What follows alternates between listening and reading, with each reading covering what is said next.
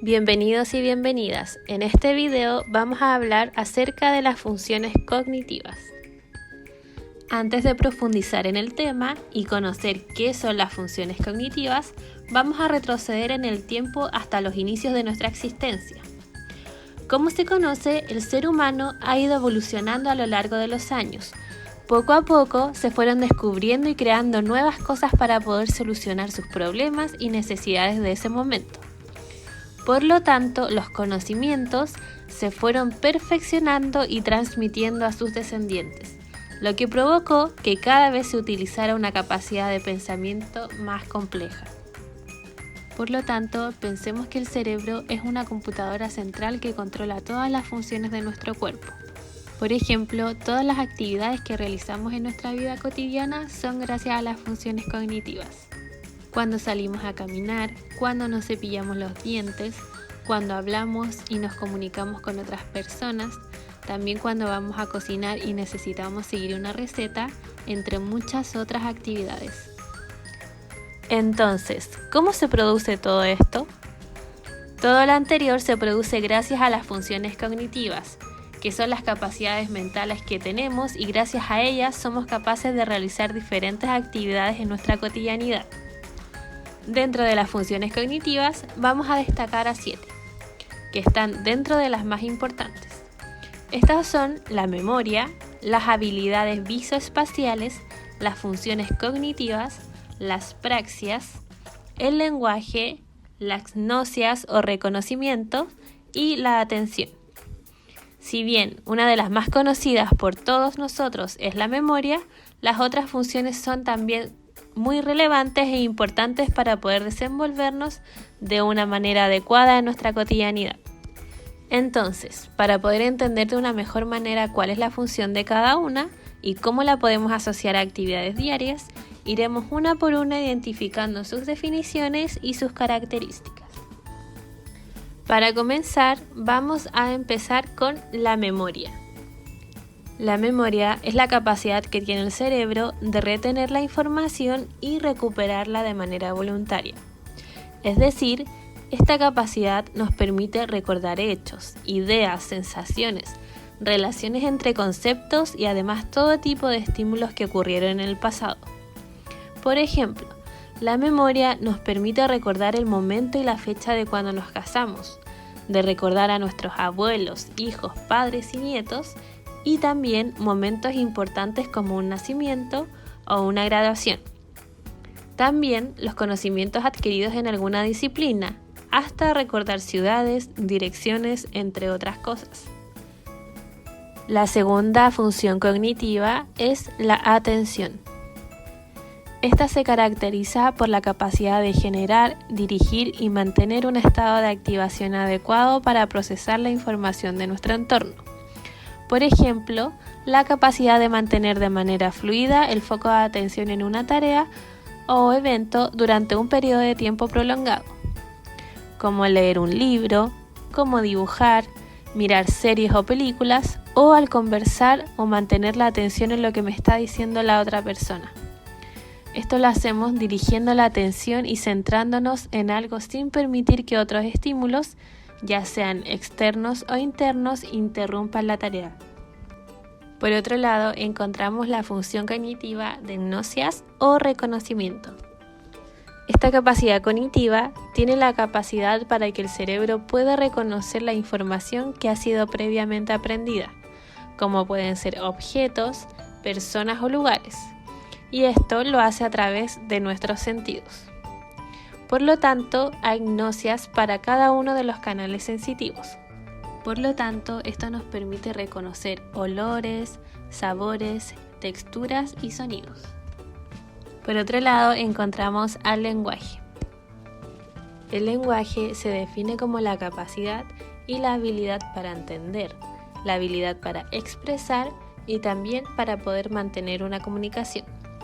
Por lo tanto, nos permite explicar acontecimientos, explicar sentimientos y para poder entender a las otras personas y lo que quieren expresar. Luego podemos encontrar a las praxias. Esta función nos permite organizar y planificar de forma eficiente los movimientos o habilidades de todos los tipos.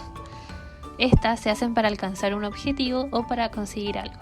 Por ejemplo, la mayoría de las actividades que realizamos, como lavarnos los dientes o los movimientos al recoger la cuchara y llevarla a la boca, son movimientos que han sido previamente aprendidos, los cuales hacemos de forma inconsciente. Por otro lado, podemos encontrar a las habilidades visoespaciales. Esta función nos ayuda a comprender y manejar el espacio en el que vivimos. Gracias a ellas tenemos conciencia de nuestra posición en el espacio en relación a otros objetos. Por lo tanto, la utilizamos continuamente para calcular distancias y no chocarnos con personas u objetos. Finalmente, como última función a revisar, encontramos a las funciones ejecutivas. Esta función tiene actividades un poco más complejas que las anteriores, ya que son necesarias para poder planificar, organizar, guiar y regularizar el comportamiento para poder adaptarnos al entorno y así poder alcanzar nuestras metas. Por ejemplo, la utilizamos cuando vamos a planificar nuestro día, cuando priorizamos y damos un orden a las cosas que haremos primero y a las que haremos después. También las utilizamos al cocinar, puesto que para seguir una receta debe haber una planificación.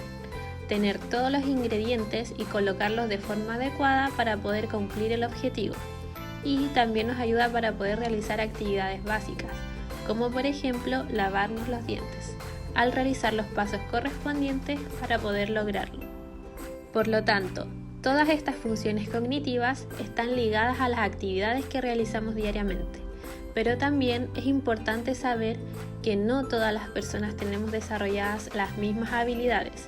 Por ende, las personas tenemos funciones más o menos desarrolladas que otras. Por ejemplo, algunas personas pueden tener más desarrollada la memoria y menos las funciones de lenguaje o las habilidades visoespaciales. Y como también otras personas pueden tener las gnosias o reconocimiento más desarrolladas y menos desarrolladas las otras, como son las habilidades visoespaciales o las funciones de atención. Y así va variando en todas las personas. Pero ustedes se preguntarán, ¿por qué sucede esto? Esto ocurre porque todas las personas somos diferentes y todas tenemos distintas experiencias a lo largo de nuestra vida. Por ejemplo, ocurre porque todos tenemos hábitos distintos. Algunos de estos se pueden evidenciar tomando agua, haciendo ejercicio o teniendo una dieta saludable. Por otro lado, también debemos tener en cuenta que todos tenemos distintas experiencias en cuanto a la realización de estudios. Las profesiones nos indican más o menos qué funciones podemos desarrollar más. Por ejemplo, un área que sea más matemática a diferencia de otra que requiera de lenguaje. Asimismo, también interfieren las experiencias que tenemos en relación a la participación social, con compartir con nuestros amigos, con nuestros vecinos, familiares o grupos sociales.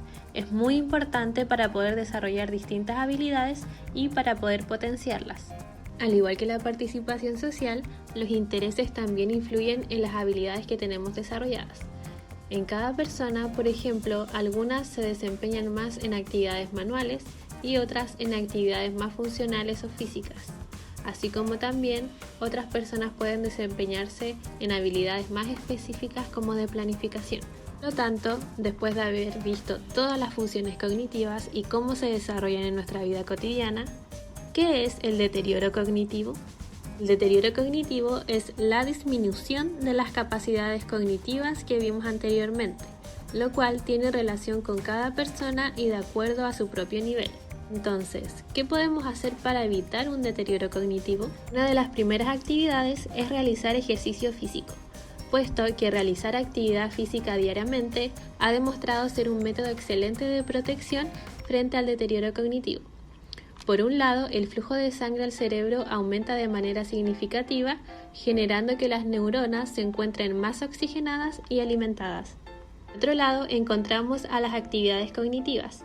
Es muy importante trabajar nuestro cerebro diariamente, desafiar a nuestro cerebro realizando tareas de destreza mental, por ejemplo, sudokus, crucigramas, laberintos, tareas artísticas, manuales y también muy importante realizar actividades que sean nuevas, que nos permita conocer nuevas habilidades y potenciar nuestro cerebro. Además de lo anterior, un aspecto muy importante es tener hábitos saludables. Esto tiene que ver con tener una buena alimentación y con la prevención de hábitos que sean nocivos para nuestra salud. Por ejemplo, fumar o beber alcohol. Y como también respetar el tiempo de descanso y hacer ejercicio de forma regular y controlar nuestros parámetros de acuerdo a nuestras enfermedades crónicas, educarnos acerca de ellas y seguir las indicaciones correspondientes para poder mejorar nuestra calidad de vida. Aquí damos por finalizado el video. Espero que les haya sido de gran ayuda y puedan entender la importancia de trabajar y ejercitar nuestro cerebro. Muchas gracias por su atención.